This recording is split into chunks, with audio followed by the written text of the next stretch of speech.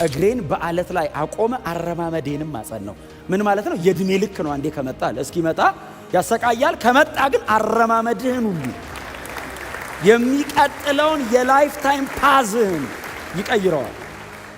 በምታልፈው መከራ ውስጥ እግዚአብሔር በእኔ ህይወት ላይ ምንድነው ዓላማው ብለህ መጠየቅ አለብህ። ልክ ያ ነገር ወደ ህይወት ሲመጣ ማስወጣት አትችልም፣ ማባረር አትችልም፣ ከህይወት ላይ መቀነስ አትችልም። በጾም ጸሎት የማይቀሩ መከራዎች አሉ። መዳን በእምነት ብቻ ነው፣ ትክክል ነው። እውነተኛ እምነት ግን ስራን ገንዘቡ ያደረገ ነው። አንዳንዴ የሆነ ነገር ሲመጣ ወደ ህይወታችን ጸልየን ለማስቀየር እንታገላለን። የሚቀየር ነገር አለ። እንደ እግዚአብሔር ፈቃድ ያልመጣ ከሆነ ስትጸልይ ታልፈዋል። እግዚአብሔር በእናንተ ውስጥ የተቀመጠውን እንደ ወርቅ ነጥሮ የሚወጣውን እምነት ለማድመቅ የሚልከውን መከራ ግን በውስጡ በትዕግስት ጨርሰ እግዚአብሔር ባንተ ውስጥ ያስቀመጠውን የከበረ ነገር ማውጣት ነው ያለብን። የተቀመጠው የከበረ ነገር እንዲወጣ ነው ቼክ የሚያደርግ። ስትሰባበር ግን መንገዱን እንዳታረዝመው ጸጥ በል ነው እና እግር ጡንቻ ያወጣል። ቦዲ ቢውልድ ታረጋለህ፣ ትፈረጥማለህ። ለምን? ነገ እግዚአብሔር የሚፈልግ ቦታ ሄደህ ትቆምለታለህ። አየህ፣ ሙሉ ትሆናለህ። እግዚአብሔር ና ሲል እምቢ አትልም። ዌል ትሬንድ ነህ። አየህ፣ ክርስቶስ እንደዚህ አልተማርከውም ማለት አንተ ሌላ የተማርከዋል እና አፈራርሶብህ እግዚአብሔር ክርስቶስን አስተምሯል። መንፈስ ቅዱስ ልክ የሆነ ነገር ልታረግ ስትመጣ ክርስቶስ እንደዚህ አልተማርከውም ይልሃል። የገባችሁን የተረዳችሁትን ነገር መሬት አወርዳችሁ ወክ የምታረጉበት መንገድ ነው ዊዝደም። ኖሌጅ እዚህ ውስጥ ነው የሚቀመጠው። ዊዝደም እግር ላይ ወርዶ በነገሩ ላይ አዛምደ የምትኖርበት መንገድ ነው። በመከራ መካከል የሚያስፈልገው ጥበብ ነው። ኦልሬዲ ስትማር ኖርሃል፣ ስታጠና ከርመሃል፣ ስትጸልይ ኖርሃል። የምታውቀው ነገር አለ፣ የገባ ነገር አለ። አዎ፣ ያንን የምትኖርበት መንገድ ጥበብ ነው። ብዙ ጊዜ መከራዎች በሰው ህይወት ላይ የሚያመጡት ነገር አለ። መጮህ፣ ማልቀስ፣ ማማረር፣ ኡኡ ማለት፣ ፌንት ማድረግ፣ አልቻልኩም ዝርር ማለት። ያዕቆብ እንደዚህ ይላል፣ ልዩ ልዩ መከራ ሲደርስ እሺ ምን እናርግ ሲል እንደ ሙሉ ደስታ ቁጠሩት። አገሩ በሙሉ መዳን በእምነት ነው፣ መዳን በእምነት ነው፣ ስራ የሚባል ነገር የለም፣ አያስፈልግም ምናምን ብለው በቃ አገር ምድሩ በሙሉ እምነት ብቻ ነው፣ ስራስ አያስፈልግም። እምነት የሚመጣው በሮሜ 10:17 መሰረት እምነት ከመስማት ነው፣ መስማትም በእግዚአብሔር ቃል ነው። የእግዚአብሔር ቃል ላይ ያላችሁ አንደርስታንዲንግ ያላችሁ ትረስት ነው እምነት የሚያመጣው። እምነታችሁ ሲፈተናው የት ነው ትዕግስቴ? ስጸልይ፣ በሰው መካከል ስኖር ትዕግስት እግዚአብሔር ቼክ ያደርጋል። በ14 ቀን የሚያልቅ መንገድ የ40 ዓመት ሆኖ በኋላ መከራው መሃል ዕድሜ እንዳያልቅ ከፊት የተቀመጠ ሌላ ብዙ ክብር እያለ እየተሰቃየ አላልቅ ብለህ ዕድሜ ያልቃል። እግዚአብሔር ምን ያህል እምነት አለህ ብሎ አይደለም የሚፈትን፣ ያንተን የእምነት መጠን እግዚአብሔር ያውቀዋል። በመከራው ስታልፍ አንተ እምነት ምን ያህል እንደሆነ ይገባሃል። የሚያዩ ሰዎች አንደርስታንድ ያደርጋሉ እምነት ምን ያህል እንደሆነ። እግዚአብሔር ያውቃል። እግዚአብሔር ለማወቅ አይደለም ቼክ የሚያደርግህ አንተን። ከናንተ መካከል ታግሶ እየሄደ እያለ ጥበብ የሚጎለው ካለው ሳይነቅፍ በልግስና የሚሰጠውን እግዚአብሔርን ይለምን።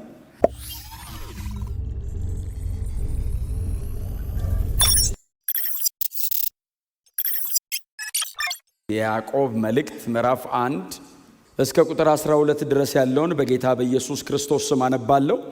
የጌታ ቃል እንደዚህ ይላል። ምዕራፍ 1 ከቁጥር 1 እስከ 12 ድረስ የእግዚአብሔርና የጌታ የኢየሱስ ክርስቶስ አገልጋይ የሆነው ያዕቆብ ለተበተኑ ለ12ቱ ነገዶች ሰላም ለእናንተ ይሁን። ወንድሞች ሆይ ልዩ ልዩ መከራ ሲደርስባችሁ እንደ ሙሉ ደስታ ቁጠሩት። ምክንያቱም የእምነታችሁ መፈተን ትዕግስትን እንደሚያስገኝላችሁ ታውቃላችሁ። ምንም የማይጎላችሁ ፍጹማንና ምሉዓን እንድትሆኑ ትዕግስት ሥራውን ይፈጽም። ከእናንተ ማንም ጥበብ ቢጎድለው ሳይነቅፍ በልግስና ለሁሉም የሚሰጠውን እግዚአብሔርን ይለምን፣ ለእርሱም ይሰጠዋል።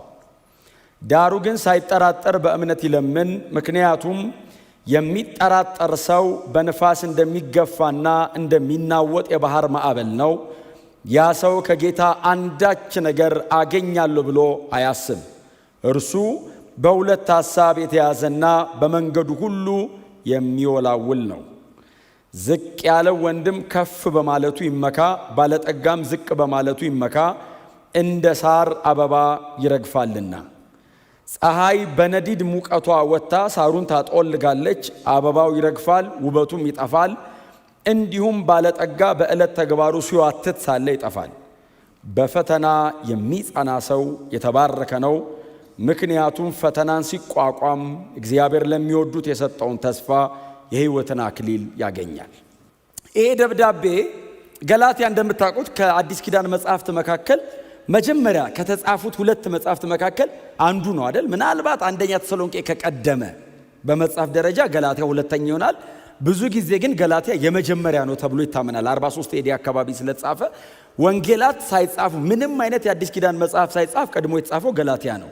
የገላትያ ደብዳቤ ደግሞ እንግዲህ የአዲስ ኪዳን ጸሐፊያን እጃቸውን የፈቱት በገላትያ ነው ማለት ነው። የመጀመሪያ የአዲስ ኪዳን ቅዱስ መጽሐፍ የተጻፈው ገላትያ ነው። ከዛ ነው ሌሎቹ ወንጌላቶቹ፣ ደብዳቤዎቹ፣ ሌሎቹ በሙሉ ተደራራቢ ሆነው የተጻፉልና የገላትያ ደብዳቤ መዳን በእምነት ብቻ ነገሩት ጎናቸው መዳን በእምነት ብቻ ነው እና ጳውሎስ እንደዚህ ያለ አገሩን በሙሉ አሳበደው። አገሩ በሙሉ መዳን በእምነት ነው፣ መዳን በእምነት ነው፣ ስራ የሚባል ነገር የለም አያስፈልግም ምናምን ብለው በቃ አገር ምድሩ በሙሉ እምነት ብቻ ነው ስራስ አያስፈልግም የሚል ባላንስ የሳተ ነገር ህዝቡ መሃል ገባ። ጳውሎስ እንደሱ አይነት ትምህርት የለው። መዳን በእምነት ብቻ ነው፣ ትክክል ነው። እውነተኛ እምነት ግን ስራን ገንዘቡ ያደረገ ነው። ይሄ የጳውሎስ ስብከት ነው፣ የሁል ጊዜ ስብከቱ ነው።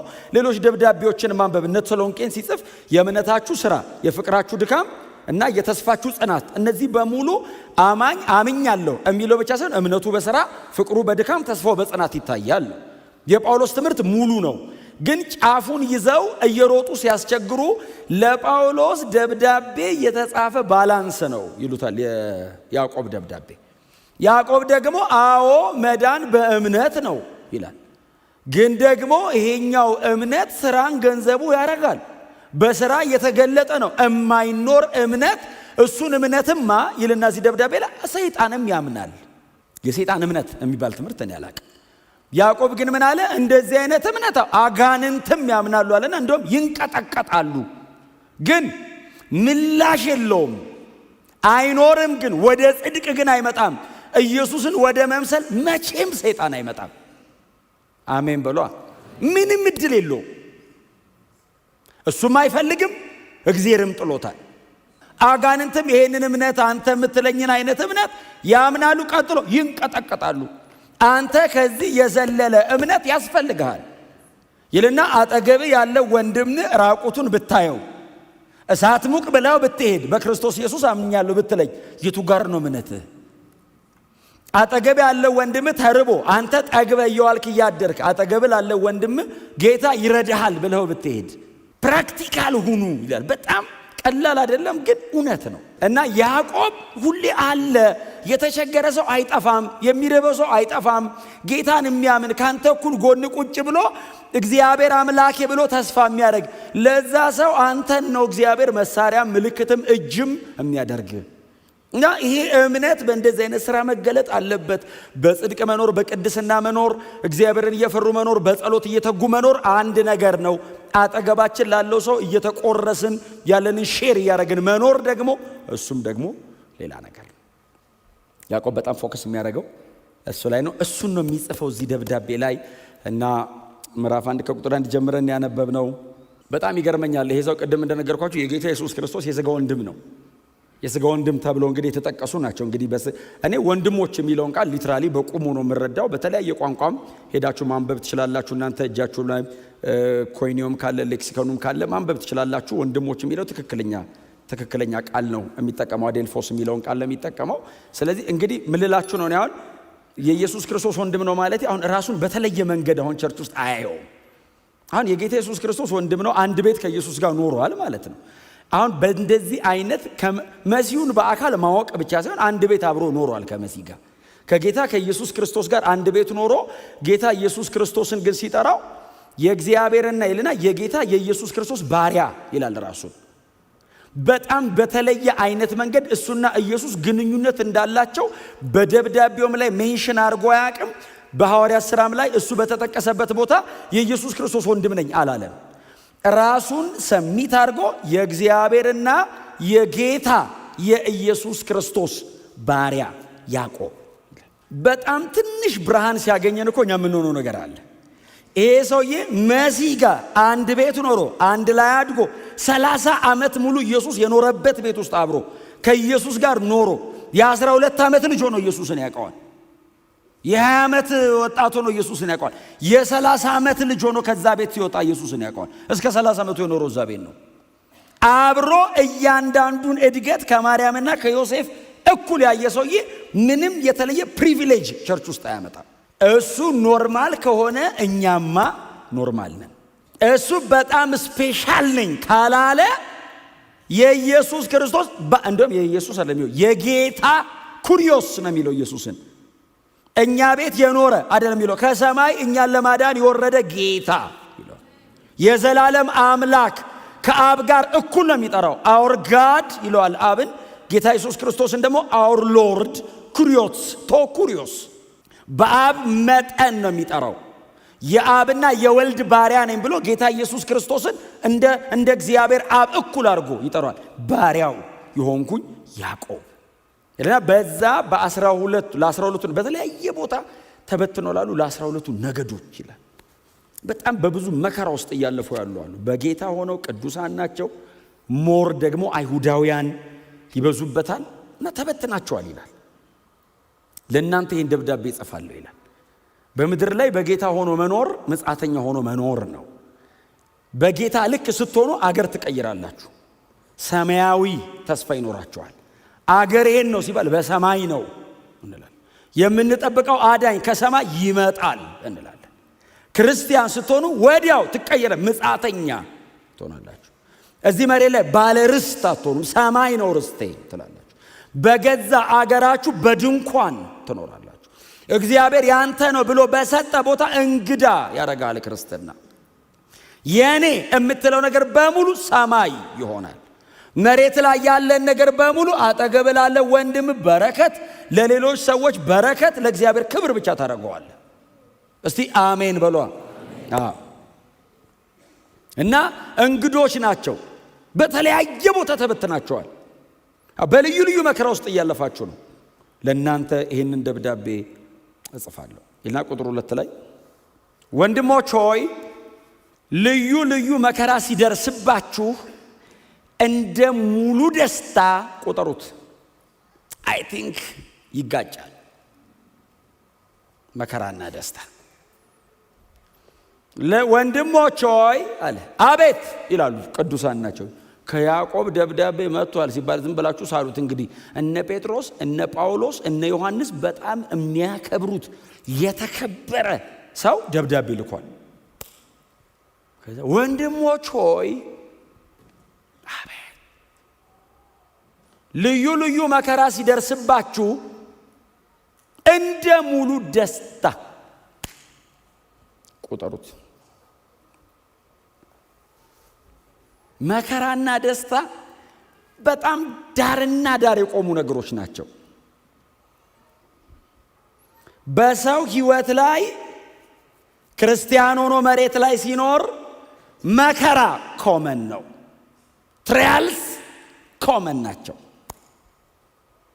ብዙ ጊዜ መከራዎች በሰው ሕይወት ላይ የሚያመጡት ነገር አለ። መጮህ፣ ማልቀስ፣ ማማረር፣ ኡኡ ማለት፣ ፌንት ማድረግ፣ አልቻልኩም ዝርር ማለት። ያዕቆብ እንደዚህ ይላል፣ ልዩ ልዩ መከራ ሲደርስ እሺ ምን እናርግ ሲሉ እንደ ሙሉ ደስታ ቁጠሩት።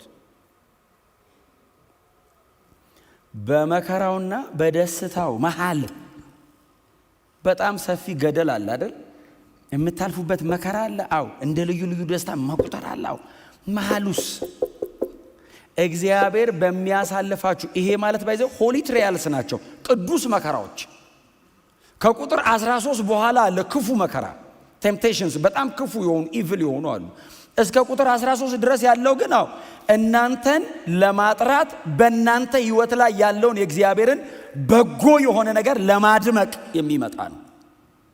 በምታልፈው መከራ ውስጥ እግዚአብሔር በእኔ ህይወት ላይ ምንድነው ዓላማው ብለህ መጠየቅ አለብህ። ልክ ያ ነገር ወደ ህይወት ሲመጣ ማስወጣት አትችልም፣ ማባረር አትችልም፣ ከህይወት ላይ መቀነስ አትችልም። በጾም ጸሎት የማይቀሩ መከራዎች አሉ። ጾመ ጸልየ ልቀቅ ሂድ ብለ 3 ቀን ጾም ጸሎት ገብተ ስትወጣ ከ3 ቀን በፊት ካቆምክበት ይቀጥላል። አይቀየርም። እውነቴን ነው የምነግራችሁ፣ ስለምወዳችሁ ነው እውነት የምነግራችሁ። አንዳንዴ የሆነ ነገር ሲመጣ ወደ ህይወታችን ጸልየን ለማስቀየር እንታገላለን። የሚቀየር ነገር አለ። እንደ እግዚአብሔር ፈቃድ ያልመጣ ከሆነ ስትጸልይ ታልፈዋለህ።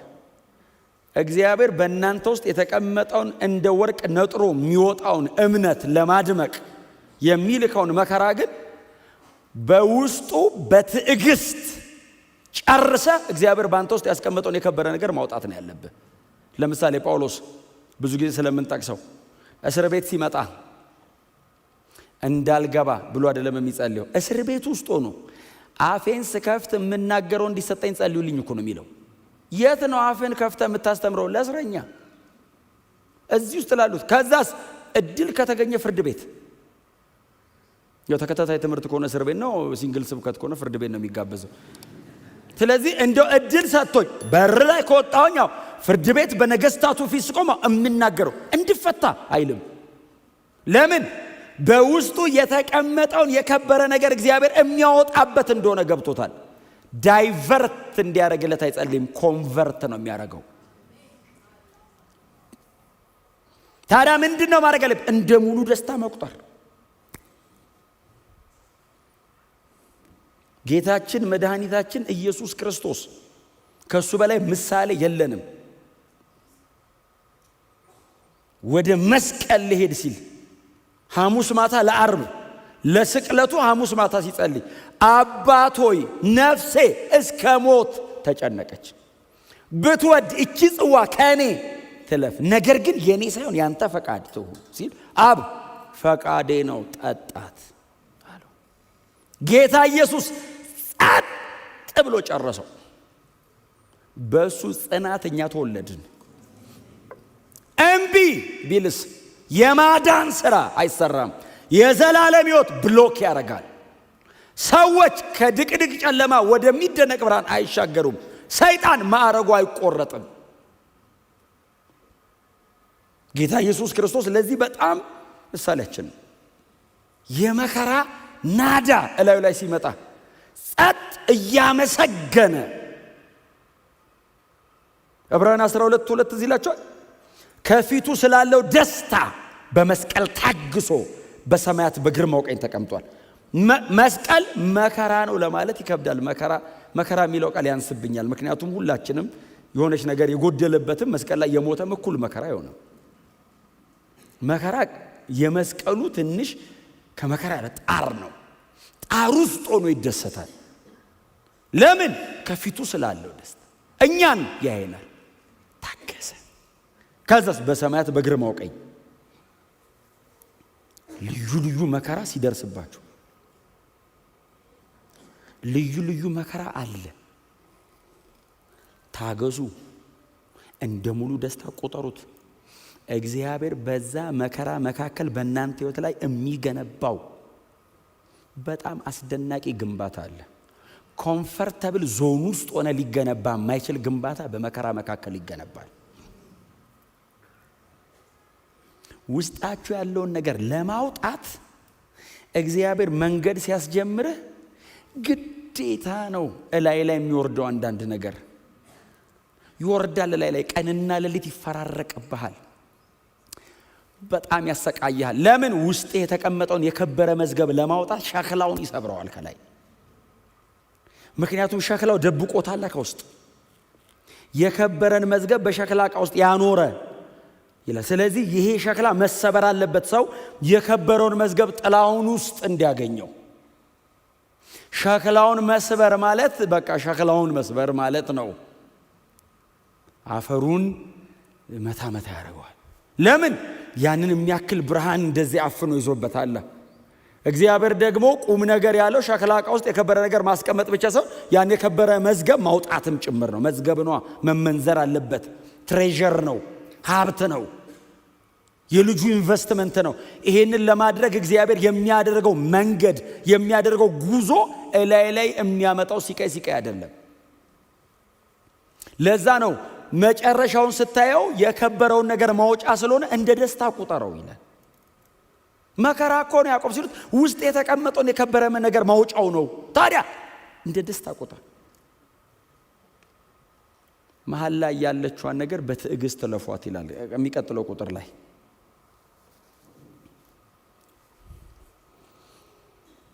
ቁጥር 3 አይደል እንደሰለ ምንም የእምነታችሁ መፈተን ትዕግስትን እንዲያደርግላችሁ አውቃችሁ አይደል የሚለው። የእምነታችሁ መፈተን ትዕግስትን እንዲያደርግላችሁ አውቃችሁ። የእምነታችሁ መፈተን ትዕግስትን እንደሚያስገኝ ታውቃላችሁ። ትዕግስትን እንደሚያደርግላችሁ እንደሚያስገኝ የእምነት መፈተን። አሁን በመከራ እምነት አይመጣም። መከራ እምነትን መፈተኛ ነው። ትዕግስት ግን ያመጣል። መከራ ትዕግስት ሁሌ ዲስከቨር የሚደረገው እምነትና መከራ መሃል ያለው ጥምረት ትዕግስት ያወጣል። እምነት የሚመጣው በሮሜ 10:17 መሰረት እምነት ከመስማት ነው፣ መስማትም በእግዚአብሔር ቃል ነው። የእግዚአብሔር ቃል ላይ ያላችሁ አንደርስታንዲንግ ያላችሁ ትረስት ነው እምነት የሚያመጣው። የእግዚአብሔር ቃል ሲበራል እምነት ይፈጠራል ውስጥ። በእግዚአብሔር ቃል ነው እምነት የሚፈጠረው። መከራስ እምነትን ይፈትነዋል። እምነት በእግዚአብሔር ቃል ይመጣል። እየጠራ የሚወጣው ግን በመከራ ነው። መከራው ግን ትዕግስት ያስገኛል። አንድ ቃል አለ። ትዕግስት ማለት ምን ማለት ነው? ሁፖሜኖ ነው የሚለው የግሪኩ ቃል። ሁፖሜኖ ማለት ሪሜን አንደር ማለት ነው። ዝቅ ብለህ መቆየት። ትዕግስት ማለት እሱ ነው። ቀና አለ ማለት እስኪ ጨርስ። ሪሜን። እስቲ አሜን በሉ። ብዙ ጊዜ ሰው ታጋሽ ነኝ ይላል፣ ቀና ይላል። ጎናችሁ ያለውን ሰው ታገስ በሉት።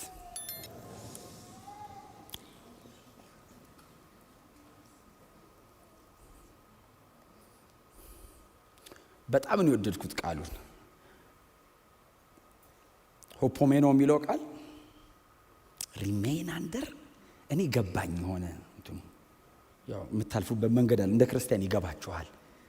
መልስ ስትሰጥ የሚያስብል ቦታ አለ። በለው ኃይልን አሳይ ይልሃል መጽሐፍ። ሪሜን አንደር። እስቲ አሜን በሏ። ጌታ ኢየሱስ ታገሰ የሚል ቃል አለ። ታገሰ፣ ዝቅ አለ፣ ጸጥ እየቻለ። አንተ የኢየሱስ ጸጥታ እኮ ጴጥሮስን ተፈታትኖታል ሰይፍ እስኪመዝ። ኢየሱስ ዝም ባይል ጴጥሮስ ከየት ያወጣዋል? የኢየሱስ ጸጥታ የገለጣቸው እኮ ናቸው እነ ጴጥሮስ። አንተ ጸጥ ስትል አንዳንዱን ወደ ብርሃን ታወጣዋል። ጴጥሮስ ላታርጉሽ ምን ሆነሃል ጴጥሮስ አለው። እንዴ ታዲያ ሳይመልስ ሰጥም አለ። በጣም ጸጥታው አልበዛም አለ። መጽሐፍ ሲናገሩ እኮ ምንድነው ጲላጦስ በጸጥታው እስኪገረም ድረስ ምንድነው ይሏል፣ ያወራል። ጸጥ ዲፕ ነው ሳይለንሱ። ጸጥ ወደ ውስጥ ነው ጸጥ ያለው ኢየሱስ። አፉ ብቻ እንዳይመስል ልቡ አይመልስም። መጽሐፍ እኮ በልቡ አልተገኘበትም ነው የሚለው። አፉ እንዳይመስል የማይዝተው ልቡ አይዝትም። አፉ እንዳይመስል እበቀልሃለሁ ማይል ልቡ አይበቀል። ጸጥ ከውስጥ ወደ ውጭ ነው ጸጥታው። ዲፕ ኢንሳይድ ጸጥ። ትዕግስት ሪሜን አንደር። ቆዩ እዛ ውስጥ ትዕግስት። በእናንተ ስራውን እንዲፈጽም እምነታችሁ ሲፈተናው። የት ነው ትዕግስቴ? ስጸልይ፣ በሰው መካከል ስኖር። ትዕግስት እግዚአብሔር ቼክ ያደርጋል። እግዚአብሔር ምን ያህል እምነት አለህ ብሎ አይደለም የሚፈትን። ያንተን የእምነት መጠን እግዚአብሔር ያውቀዋል። በመከራው ስታልፍ አንተ እምነት ምን ያህል እንደሆነ ይገባሃል። የሚያዩ ሰዎች አንደርስታንድ ያደርጋሉ እምነት ምን ያህል እንደሆነ። እግዚአብሔር ያውቃል። እግዚአብሔር ለማወቅ አይደለም ቼክ የሚያደርግህ አንተን። የተቀመጠው የከበረ ነገር እንዲወጣ ነው ቼክ የሚያደርግህ። ስትሰባበር ግን መንገዱን እንዳታረዝመው ጸጥ በል ነው። በ14 ቀን የሚያልቅ መንገድ የ40 ዓመት ሆኖ በኋላ መከራው መሃል እድሜ እንዳያልቅ ከፊት የተቀመጠ ሌላ ብዙ ክብር እያለ እየተሰቃየ አላልቅ ብለህ እድሜ ያልቃል። ትዕግስት በእናንተ ስራውን ይፈጽም። የሚቀጥለውን ቁጥር በእውነት በጣም ምርጥ ነው። በእውነት ደግሞ ለእናንተ መንገሬ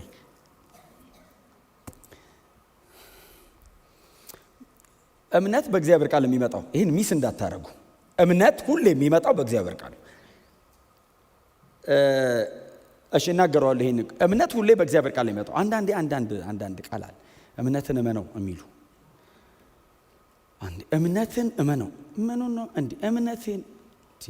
እምነት አካል ነው እንዴ? እንዲህ የምትደገፈው እኮ አይደለም። የእግዚአብሔር አይነት እምነት እመን። እግዚአብሔር ታማኝ ነው። የኔ እምነት የሚቆመው እግዚአብሔር ታማኝነት ላይ ነው። የእግዚአብሔር አይነት የሚባል እግዚአብሔር ምን ያምናል? ታማኝ ነኝ ነው የሚለ። ድግፍ አይልም እግዚአብሔር።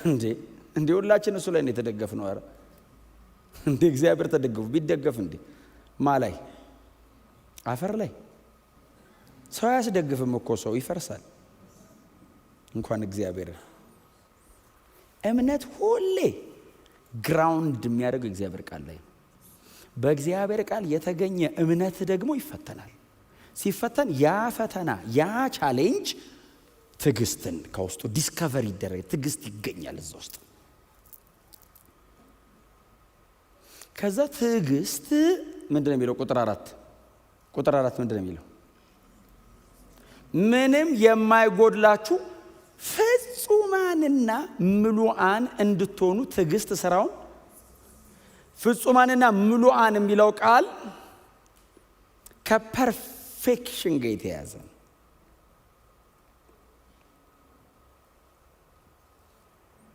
እንከን አልባ እንድትሆኑ ትዕግስት በእናንተ ስራውን። ይሄ ቃል ያዕቆብ ያቀረበውን ቃል በተለያየ በሁለት አንግል ነው ያቀረቡት። በተለያየ በሁለት አንግል እንዲቀርብም አድርጎ ነው እሱም የጻፈው። የመጀመሪያው ከመስዋዕት ጋር የሚያያዝ ነው። ሁለተኛው ደግሞ በእነሱ ዘመን በጣም ዝነኛ የነበረው ጨዋታ ሩጫ አይነት ስፖርት ስለነበር ከሁለቱ ጋር የተያያዘ ነው እና የመጀመሪያው ከመስዋዕት ጋር ለእግዚአብሔር የሚቀርብ መስዋዕት፣ እግዚአብሔር የሚቀበለው መስዋዕት፣ እግዚአብሔር የኔ ነው የሚለው መስዋዕት ፍጹም ነው፣ እንከን አልባ ነው። እግዚአብሔር ይገባኛል የሚለው እኔም ለእግዚአብሔር ይገባዋል ብዬ የምሰጠው ማለት ነው። ይሄ በእናንተ ዘንድ እንዲገኝ ለእግዚአብሔር የሚገባ እንድትሆኑ፣ ፐርፌክት እንድትሆኑ፣ ከእግዚአብሔር ፍላጎት ጋር እኩል ፊት እንድታረጉ ትዕግስት በእናንተ ስራውን ይፈጽም።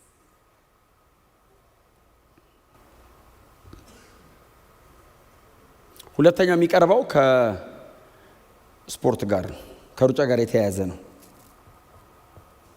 ፍጹማንና ምሉዓን።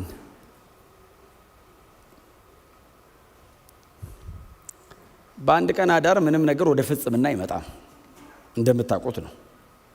በተለይ እኛ እስቲል እየተሰራንም እንቀጥላለን። በጣም እልህ አስጨራሽ በሆኑ ትሬኒንጎች ነው። አንድ ሯጭ አሁን ወንዴ ቢያስረዳን እዚህ ጋር ወጣ። አንድ ሰው ሩጫ የጀመረ ቀን ምናልባት ጥቂት ሊሆን ይችላል ሊሮጥ የሚችለው። በትሬኒንግ ብዛት ግን ሰውነቱን አስለምዶ የሆነ ነገር አቺቭ ማድረግ ብቻ እኮ አይደለም፣ መሸለም ደረጃ ይደርሳል፣ ፐርፌክት ይሆናል። ይሄ ግን የላይፍ ታይም ትሬኒንግ ሊጠይቅ ይችላል። ፔሸንስን፣ ትዕግስትን ያዕቆብ ያስቀመጠው ከዚህ አንጻር ነው። በእነሱ ዘመን ሩጫዎች ስለነበሩ፣ ውድድር ስለነበረ፣ ትግል ስለነበር በአንዴ አይመጣም። ነገሩ ላይ ግን ፊት እንዲያደርጉ እንዲገጥሙ በጣም እልህ አስጨራሽ በሆኑ መንገዶች መካከል በትዕግስት እንቅልፍን ትከለክላለህ፣ ምቾትን ትከለክላለህ፣ ብዙ ነገር ትከለክላለህ፣ አፒታይትን ታስተካክላለህ። ምናልባት በጊዜው የማትፈልገውን ነገር ታደርጋለህ። ብጥብጥ ያደርገዋል የህይወትህን ፕሮግራም። ለምን? ፐርፌክት ለመሆን። ይሄንን ስታደርግስ ትዕግስት ይፈልጋል። ካልታገስክ ፍጽምናው ምሉ መሆኑ አይመጣልህም። ትዕግስት ይፈልጋል። እያስጮኸ ሊሆን ይችላል የሚሰራው። ከላይ ላይ የምትቀንሰው ነገር ይበዛል፣ የምትተወው ነገር ይበዛል፣ የምትጨምረው ሌላ ነገር አለ። ይህንን ሁሉ የምታደርገው ግን ፍጹም ለመሆን ነው። በጣም ብዙ ጊዜ ያለቀ ነገር እንፈልጋለን፣ ነገሩ የሚመጣበትን መንገድ ግን አንፈልገው። ፕሮሰሱን ለማምለጥ ብዙ ጊዜ እንጸልያለን። እንደዛ ሆናችሁ አታውቁም? ጌታ ሆይ እንደማልችል ታውቀዋለህ።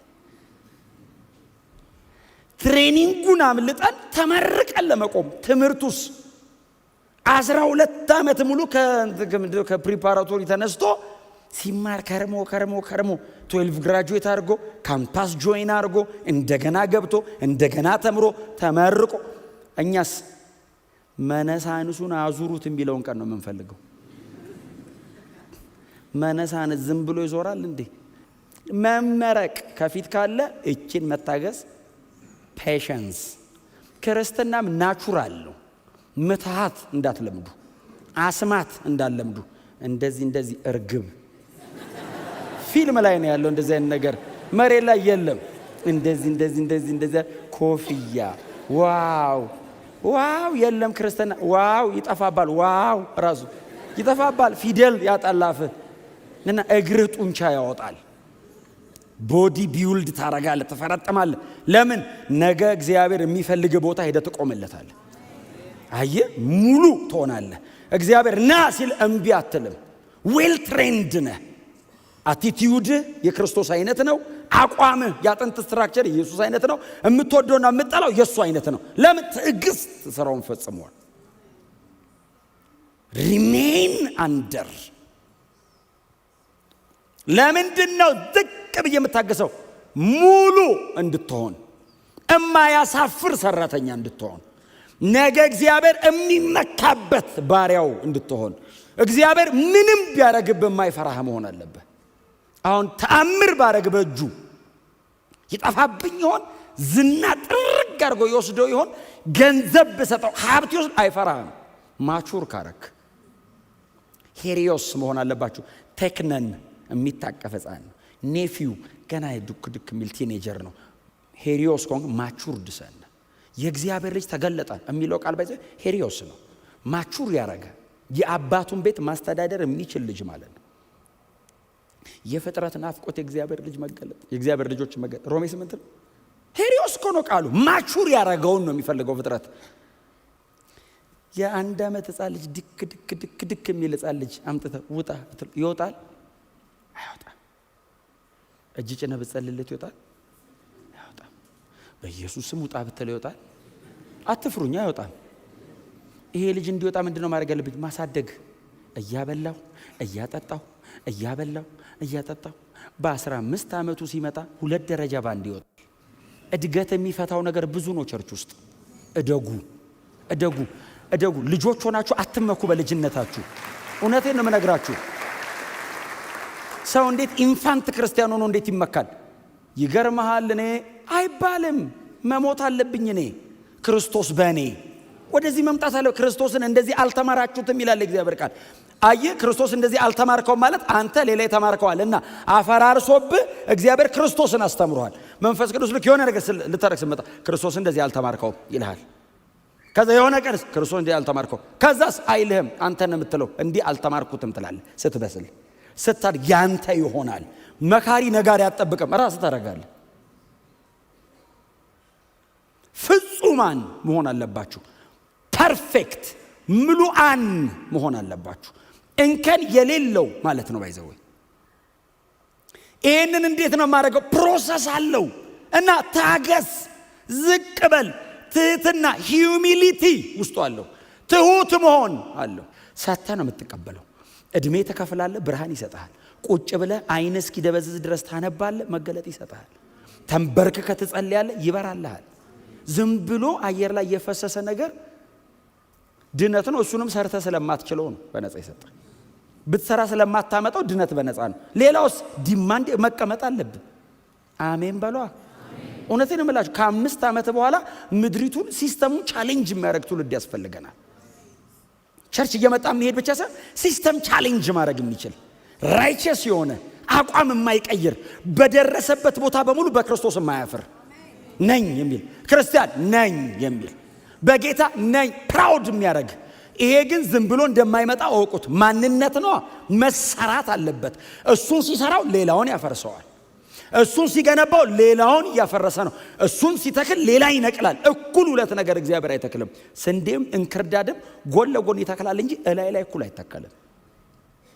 አጠገብ እንክርዳድ ይበቅላል እንጂ እላይ ላይ ስንዴም እንክርዳድም ይበቅላል የሚል ቃል የለም። ስንዴውን ከእንክርዳዱ ጋር እንዳትነቅሉት የሚለው ጎን ለጎን ነው። ባይዘው እላዩ ላይ አይደለም። ሁለት በአንድ አይበቅልም። አጠገብ ለአጠገብ ነው የሚበቅለው። እላይ ላይ እንክርዳድ በዚህ በኩል ስንዴ በዚህ በኩል የሚባል ሁለት አይደንቲቲ የለም። ባይዘው ስንዴ የሚመስል እንክርዳድ ሊሆን ይችላል እንጂ ስንዴ አይቀላቀልም። የክርስቶስ ሕይወት ሚክስ አያደርግም። እስቲ አሜን በሏ። የተለየ ነው እና የጊዜ ጉዳይ ታስታውቃል። የትም ግባ ያውቀዋል። በጌታ ነው ትባላል። ጴንጤ ነኝ። አንዳንዶች እንደ ጴንጤ አይደለሁም ይላሉ። ነኝ እኔ ነኝ።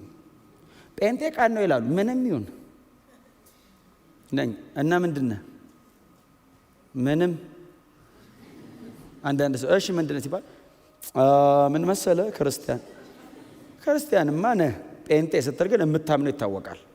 ኢየሱስ ክርስቶስ በመስቀል ላይ በሰራው ብቻ ነው ማምነው ማለት ነው። ጴንጤ ነኝ ስትል ነኝ አትፈሩ። በፍጹም እንዳታፍር። እግዚአብሔር በእኔ አላፈረም። እኔ አሳፋሪ ነኝ፣ በእኔ አላፈረም። እሱ የሚያኮራ ነው። እንዴት ነው የማፍረው በሱ? ይሄንን አይደንቲቲ አየህ፣ ይሄ በስሜት የምትለው አይደለም፣ አቋም ነው፣ ማንነት ነው የሚሆነው። ይሄንን ማን ነው የሚሰራው? ትዕግስት። ፔንፉል ነው፣ ታግሰን ግን በእውነት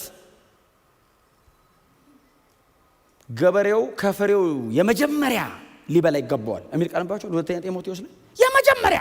ለምን ሌላውስ አይበላም እንዴ? ይበላል። ገበሬ ሸጦለት። ገበሬውስ አይከፍልም።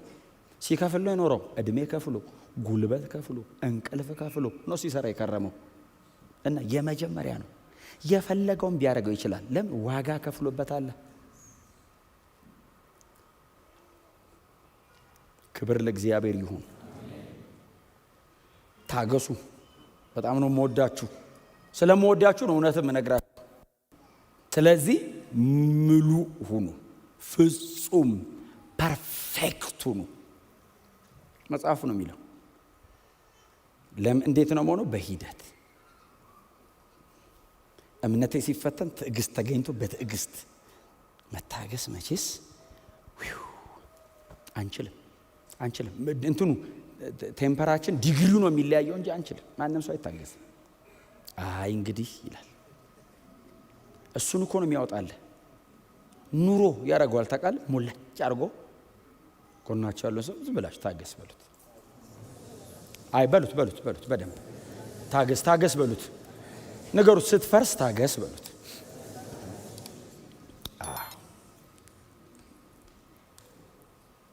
ሙሉ መሆን ማለት እዚህ ጋር ቆሞ መስበክ አይደለም፣ ህይወት ነው። እስቲ አሜን በሏ። የሆነ ነገር ለ40 ደቂቃ ፐርፎርም ማድረግ አይደለም ሙሉ መሆን ማለት የሆነ ነገር ላይ በጣም አክቲቭ መሆን ማለት አይደለም ትርጉሙ። ሙሉ መሆን ማለት በህይወት ክርስቶስ ኢየሱስን መስሎ መኖር ማለት ነው። በፍጹም ዶንት ዲሲቭ ዮርሰልፍ። ራሳችሁ እንዳታታልሉ። እግዚአብሔር አይሸወድማ፣ የልብ አምላክ ነው። የተለወጠ ሰው ነው የሚፈልገው እግዚአብሔር። በፍጹም ጥላውን እዚህ ጋር 40 ደቂቃ ሰብኮ ኢምፕረስ አላደረገውም እግዚአብሔርን። እውነት በመናገሬ እግዚአብሔር ይሸልመኛል፣ ምንም ጥርጥር የለውም። ግን ኢምፕረስ ግን አላደረገው። የተሰራ ማንነት ግን ይፈልጋል ከጀርባ። አሜን በሏ። በቃ ራሳችሁን እንዳሸነግሉ ማለት ነው። ምንም ነገር ነገ ይደርሳል እንዳትሉ ዛሬ ጀምሩ፣ አሁን ጀምሩ፣ ዛሬ ወስኑ። ጌታ የተባረከ ይሁን። ከዛ የምትቀጥሏን ቁጥር ከእናንተ ማንም ጥበብ ቢጎለው ሳይነቅፍ በልግስና ለሁሉም የሚሰጠው እግዚአብሔርን ለምን ለእርሱ ይሰጠዋልም ይሰጠዋል። ከእናንተ ምክንያቱም በመከራ ስታልፉ ከእውቀት በላይ ጥበብ ነው የሚያስፈልገው። እምታውቁትን ነገር መሬት አውርዳችሁ የምትኖሩበት መንገድ ነው ጥበብ። የገባችሁን የተረዳችሁትን ነገር መሬት አውርዳችሁ ወክ የምታረጉበት መንገድ ነው ዊዝደም። ኖሌጅ እዚህ ውስጥ ነው የሚቀመጠው። ዊዝደም እግር ላይ ወርዶ በነገሩ ላይ አዛምደ የምትኖርበት መንገድ ነው። በመከራ መካከል የሚያስፈልገው ጥበብ ነው። ኦልሬዲ ስትማር ኖርሃል፣ ስታጠና ከርመሃል፣ ስትጸልይ ኖርሃል። የምታውቀው ነገር አለ፣ የገባህ ነገር አለ። አዎ ያንን የምትኖርበት መንገድ ጥበብ ነው። ስለዚህ በዚህ መከራ መካከል ስታልፉ ከእናንተ ማንም ጥበብ ቢጎለው ይልና ሳይነቅፍ በልግስና የሚሰጠው እግዚአብሔር የተጠራበት አይደል? ይሄ እግዚአብሔር ሳይነቅፍ በልግስና የሚሰጠው እግዚአብሔር እንደዚህ አይነት አምላክ መሆኑን ማመን አለበት ስትጸልይ። ሳይነቅፍ በልግስና ሰጪ ነው እግዚአብሔር። ሳይነቅፍ በልግስና የሚሰጠውን እግዚአብሔርን ይለምን ማለት ባይዘው ትክክለኛ ቃሉ የለማኝ እንትን ማንነት ማለት እግዚአብሔርን ይለምን። ሲለምን ልመና ውስጥ ትህትና አለ። ልመና ውስጥ ልምምጥ አለ። በእግዚአብሔር ፊት ቀርበ ብታረግልኝ ይሻላል አይደለም። እባክህ እባክህ እባክህ እባክህ እንደው እባክህ እንደው ደስ ካለ አንዳንድ ሰው እንደዛ ነው አይደል? አንዳንድ ሰው እንደዛ ነው። እግዚአብሔር ሆይ እናርገው። እንደዚህ አይነት ጸሎት እንዳትጸልዩ ሞክር ነው የሚልህ። እኔ አልችልም የለውበትም ግደለኝ ብለህ ነው መቅረብ ያለው። ግደለኝ የምታረገኝን አርገኝ ስትለው የሚያረግን ያረጋል። እውነቴን ነው የምነግራችሁ። እኔ አንዳንድ አሁን እንደዚህ ብላችሁ አትጸልዩ። እኔ ሸክላ ነኝ፣ እኔ ነን ካፈራን የተሰራ ነው። ካዳችሁ እንደሱ ነው። ታው ካፈር ነን። አሁን ሸክላ ነኝ ማለት አሁን ሸክላ ነኝ ማለት አይደለም ትርጉሙ አይደል? ይሄ መዋረድ የትህትና ቃል አይደለም ይቃሉ። ዝቅ ብለ እንደማትችል እግዚአብሔር የሚያግዘው የማይችል ሰው ነው። እችላለሁ ካልክ ትችላለህ፣ ቀጥል ነው የሚል። እማትችል ከሆንክ ነው የሚረዳ። አልችልም ማለት አለብህ፣ ባይዘው ማውጣት አለብህ። ከባድ ነው ለኛ በእውነት መገዛት። አሁን እኛ በእውነት ነው የምልህ። አሁን እዚህ ውስጥ አሁን አድዋ ይተዋጋል የለም። በታሪክ እኮ ነው ቀና ብለን ያለ ነው አባቶቻችን ብለን። እኛም ልመና ይጨንቀናል። በእግዚአብሔር ፊት ድፍት። አሁን ነጋውን ጸሎት አለ 11 ሰዓት ጀምሮ ኑና ተንበርከኩ፣ አሜን በሏ፣ ለምኑ፣ ደፈት ብላችሁ በቃ እንባ፣ ለቅሶ፣ ልምምጥ። አንድ በጣም ወዶ ቃል አለ መዝሙር 40 ነው ቁጥር 1 ላይ ቆይቼ እግዚአብሔርን ደጅ ጠናሁት እርሱም አይደለም ይሉ። ከዛ ግን ጸለይኩ ነው እንዴ? ቆይቼ ደጅ ጠናው ጸለይኩ እኮ አይደለም፣ የህይወት ስርዓት ነው። አቆይቶታ ጸሎት ያልቀባል። ከዛ እምትለውን በሙሉ ብለህ ጨረሰህ እኮ ነው አልቆ ይዞ ቆየሁ። የት ደጅ ውስጥ አስገብቶት መሰል እየተያዩ እንዳይመስል እኮ አንኳኳለሁ አለ። ጻት እግዚአብሔር እንዴት ነው የሚያበሳጭ ሰው ቁጭ ብሎ ስታንኳኳ። አትምጣ ጥሩ እኮ ነው። አትግባ አንድ ነገር ነው። ዝም ፈተና ዝምት። አንድ ያቺ ሴት ማን ነው ስሟ? ስሟ አልተጠቀሰም። ትዝ ይላችኋል? ኢየሱስ እየሄደ እየተከተለች የሚል ቃል አለ። ግሪካውያን እንደ ኢትዮጵያውያን አይደሉም። ሲጸልዩ ጣዖታቶቻቸው ፊት ክብሯን እየጣለች አቧራ ባቧራ እየሆነች እግሩ ስር እየወደቀች ጣዖታቶቻቸው ጋር እንደሚሆኑት ነው ኢየሱስ ጋር የምትሆነው። ቀጥሎ ኬዟ ከባድ ነው። ልጇ ናት የታመመችው። እየተንከባለለች ልጄን ፈውስልኝ። ደግሞ ልጄን ፈውስልኝ ብቻ እኮ እንዳይመስል የዳዊት ልጅ ብላ ጠርተዋለች። ታውቃለህ? አይሁዳዊ ነው የዳዊት ልጅ ማለት። ዳዊት አይሁዳውያን ነው። ያው ሲቲዝንሺፕ በለው ቦርድ ምንም ሁሉ ሰባብራው ነው የመጣችው። የዳዊት ልጅ ሆይ ልጄን ፈውስልኝ ስትለው መጽሐፍ እንዲህ ዘመ ብሏት ሄደ የሚል ቃል ጸጥ አላት።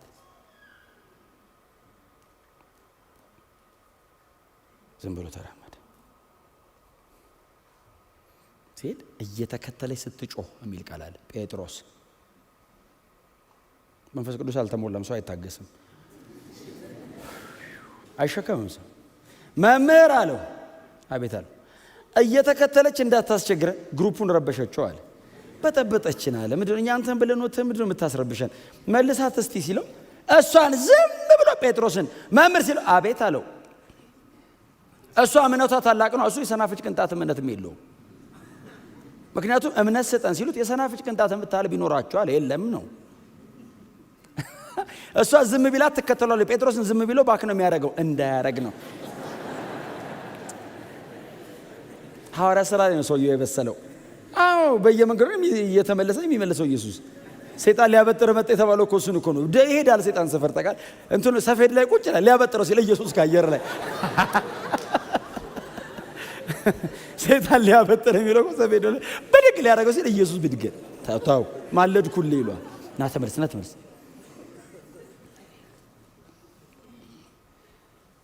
ልመኗን አይታችሁታል። ልጄን ማርልኝ፣ ልጄን ማርልኝ፣ ልጄን ማርልኝ። ሳይነቅፍ በልግስና እንደሚሰጥ የገባት የዳዊት ልጅ ስትለው ነው። ንጉሥ ነህ፣ ሁሉ አለ፣ ትሰጣለህ አለችው። የዳዊት ልጅ የናዝሬቱ ኢየሱስ ቢሆን የናዝሬት ከተማው ነው።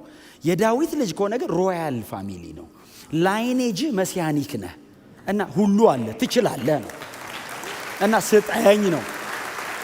አየህ፣ ሳይነቅፍ በልግስና እንደሚሰጥ ገብቷታል። አልመለስም ያለችው ለዛ ነው እንጂ ኢየሱስ አይተው ዝም ብለው እንዴ እግሩ ስር ስትወድቅ እኮ ተሻግሯት ሄደ። በላይዋ ላይ አትመለስም እንዴ? አውቀዋለች ማን እንደሆነ። እየጨከነባት ሳይሆን እምነቷን እያወጣው እንደሆነ ገብቷታል። ለነ ጴጥሮስ አይ በሌክቸር ደረጃ ክፍሉ ሰጥቷቸዋል። አሁን እንትን ቮኬሽን አለው ክላሱ። አሁን ደግሞ በተግባር እያስተማረ ነው። አይ ሰናፍጭ ቅንጣት እምነት የለውም፣ ይኸውልህ እምነት እያለው ነው። ሁሉን ትተን ተከተልን፣ ትርፋችን ምንድን ነው እያለ የሚከተል ሰውዬ የኛ አይነት ናቸው። ይሄ እኛ እንደሱ የምንጸልየው ጌታ ላንተ ስል ለኔ ስትል ብትሉ ላንተ ስል አትሉ። ለኔ ስትል መስቀል ላይ ሞት ከበለብ ጀምር ምንም ለእግዚአብሔር አርጋ ይበቃል። እስቲ አሜን በሏ። ሞተን ራሱ በእውነት ትንሽ መለስ ባረገልን እንኳን ኖረን። ከዛ መልሳት ሲለው ጌታ ኢየሱስ ምንድን ነው ያለው? አንቺ ሴት አላት። አስበው እንግዲህ ኢየሱስ አንቺ ሴት ሲል የተከበረ ሰው ራሱ አንቺ ሴት ካለ ሰው አንቺ ሴት ሲላት አቤት ስትል የልጆችን እንጀራ ለውሾች አልሰጥም፣ ቆይቼ ደጅ ታንኳኳለች። የልጅን ለውሾች አልሰጥም ሲላት ልክ ነህ፣ ልክ ነህ፣ ልጆቹ እነሱ ናቸው አለችው እነ ጴጥሮስን። አዎ እኛ ውሾች ነን አሕዛብ። የልጅ ለውሻ አይሰጥም፣ ማነሩም አይፈቅድም። ልጅና ውሻ እንደ ጎን ለጎን ይቀመጣል። ግን መምህር አለችው አቤት ልጆች ሲበሉ ከገበታቸው ፍርፋሪ ሲወድቅ ቡችሎቹ ገብቶ ይለቅሙታል። ቦታው ነው የሚለያየው፣ ምግቡ አንድ አይነት ነው አለችው። እነሱን ከመስቀል በፊት እየፈወስክ ነው፣ እኛን ከዛ በኋላ ነው። እስቲ ቀድሜ እኔ ከስር ልልቀም። ምንድነው እነ ጴጥሮስ ልጆች ናቸው ነው፣ ሲበሉ ይጥላ ያዝረከረካሉ ነው አይደል? ልጅ እኮ ሲበላ 25% አይጎርስም፣ ይወድቃል በሙሉ። እና ጴጥሮስ ወደዚህ ወደዛ እያለ ሲያዝረከረክ የኔ ልጅ ከስሩ መታ ትልቀመው ምግቡን።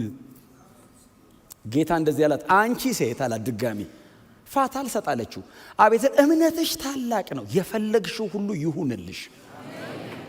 እንደሱ ነው የሚለው ቃሉ። መጽሐፍ እኮ ወደ ቤቷ ስትመለስ አጋንንቱ ወጥቶ ልጇም ተኝታ አጋንንቱ ይውጣ ይግባ አላለም ኢየሱስ። የፈለግሽው እሷና ኢየሱስ ሲስማሙ ሰይጣኑ ነው ይወጣ። የዴሊቨራንስ ሚኒስትሩን አሳደገው ኢየሱስ። የሴትዮዋ እምነት እኮ ነው። ዳዊትን ቆየች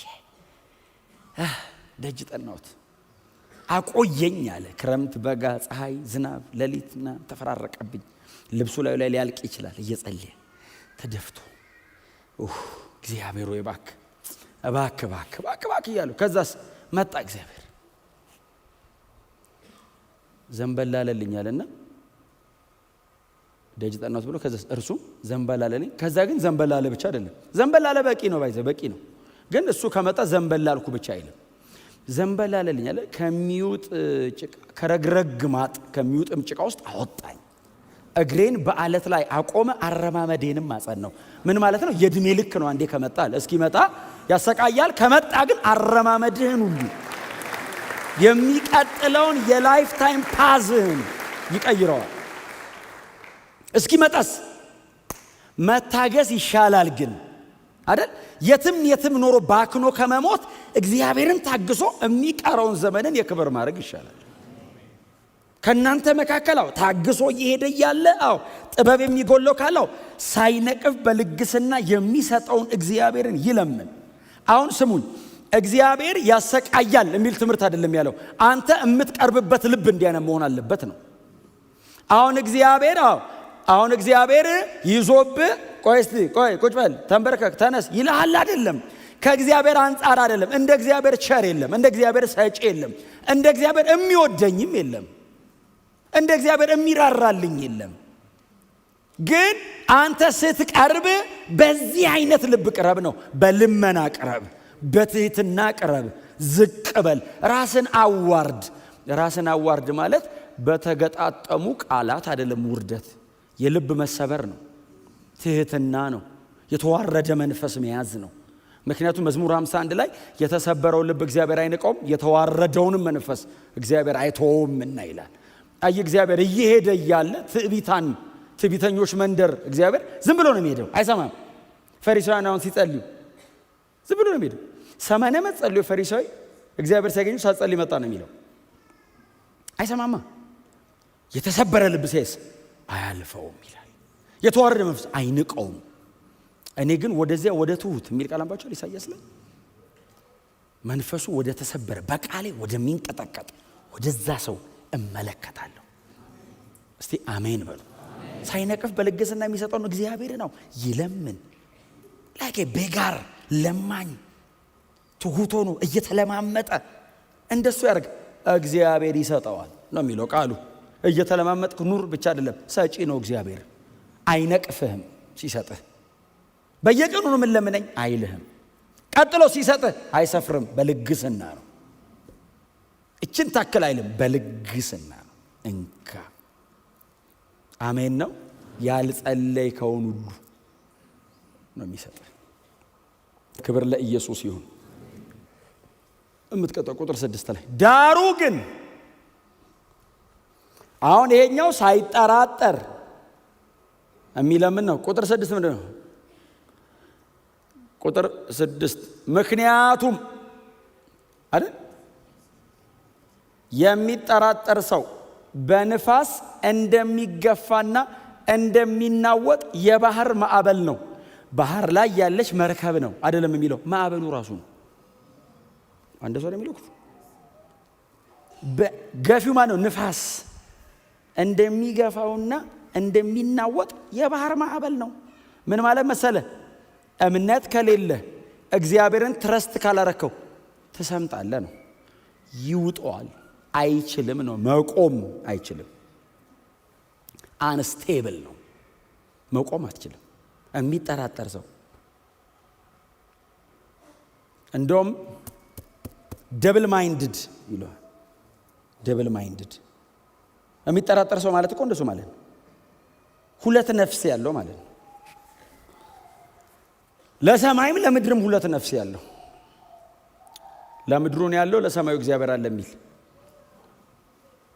ለመሬቱ ቶ ቴክኒኩን ለኔ ቶ ቴክኒኳንም ታክቲኳንም እምነቷንም እግዚአብሔር ጋር። እስቲ አሜን በሏ። እውነቴን ነው የምላችሁ፣ በጣም ብልጣቱ እግዚአብሔር ላይ ነው እያልኳቸው ያሉት እንጂ ሞኙ ነው እያልኩ አይደለም።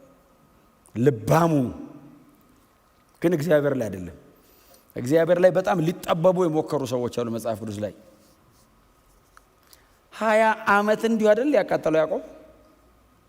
14 ዓመት የለፋው እኮ ራሔልን ለማግባት ነው አይደል? ራሔልን አገባው ሲል ሊያን ከሱ የባሰ እናቴ እሳት ነው ላባ። እኛ ሀገር በቀን ሚስት አይሰጠም፣ በሌሊት ነው የሚሰጠው አሉ። በሌሊት ነው አለና ከዛ ሊያን፣ ከዛ ጠዋት ነው ያዕቆብ ሲል ሊያ ናት። እንዴ ምን ማለት ነው ሲሉ፣ እና ትልቋ የለች ትንሿ ልሰጥ ነው እንዴ? ደሞዙን ግልብጥብጥ አደረገው። አይ ከእግዚአብሔር ጋር አለስማማ ሲል ደብል ማይንድ ነው። የአባቱን ኪዳን በዚህ በኩል ደግሞ የራሱ መንገድ አለው። መጨረሻ ላይ ፈርዖን ጠርቶ እድሜዎት ስንት ነው አለው። በጣም ጥቂት ደግሞ ብዙ ድካም አለው። ትንሽ ናት እሷም በጣም የድካሙ መዓት አለው። እግዚአብሔርን ትረስት አልኩ። አሜን በሏ። እንደ ባህር ማዕበል እንዳትሆኑ። የባህር ማዕበል እኮ አቅጣጫ የለውም። ወደዚህ ይሄዳል፣ ቀጥሎ ወደዛ ነው። እሱም አያውቀውም። ንፋሱ ነው የሚወዘውዘው። ሳትጠራጠሩ እግዚአብሔርን ለምኑ። ምክንያቱም የሚፈተነው እምነታችን ነው። የምናልፈው በመከራ ውስጥ ነው። እግዚአብሔር ጥበብ ይሰጠናል። እምነት በጣም መሰረታዊ ነገር ነው። እምነት በክርስትና ሕይወት ላይ በጣም መሰረታዊ ነገር ነው። የዳነው በክርስቶስ ኢየሱስ አምነን ነው። በክርስቶስ ኢየሱስ የመስቀል ስራ አምነን ነው። ስለዚህ ነው እሱ የሚፈተነው። ብዙ ጊዜ ቴስት ያደርገዋል እግዚአብሔር። ዲያብሎስ ቴምት ያደርገዋል፣ እግዚአብሔር ደግሞ ቴስት ያደርጋል። የበለጠ ፒዩሪፋይ ሊያደርግ፣ ሊያጠራ፣ የከበረ ሊያደርገው። ታገሱ። እምነትን የመሰለ ክቡር ነገር ግን የለም። ለዛ ነው የሚፈተነው። ለዛ ነው ሁሌ ቼክ የሚደረገው፣ ፒዩሪፋይ መደረግ ስላለበት። እምነታችን የሚቆመው በእግዚአብሔር ቃል ላይ ብቻ ነው። የእምነት መገኘው የእግዚአብሔር ቃል ብቻ ነው። ክብር ለእግዚአብሔር ይሁን። እንግዳው ናችሁ እኛ መካከል የመጣችሁ ወንድሞች እህቶች ካላችሁ የከበረ ነገር እምነት ነው። እግዚአብሔር የሰው ልጆችን የሚያድነው በዚህ በክርስቶስ ኢየሱስ የመስቀል ስራ በማመን ብቻ ነው። ሌላ የለም። ሌላ መዳኛ መንገድ የለም። ስራ አያድንም። ከእምነት በኋላ የሚገኝ ገንዘብ ነው ስራ እንጂ በክርስቶስ ኢየሱስ ማመን ብቻ ነው ለሰው ልጆች የዘላለም ሕይወት የሚሰጠው። ይሄ መጽሐፍ የሚያስተምረን እሱ ነው።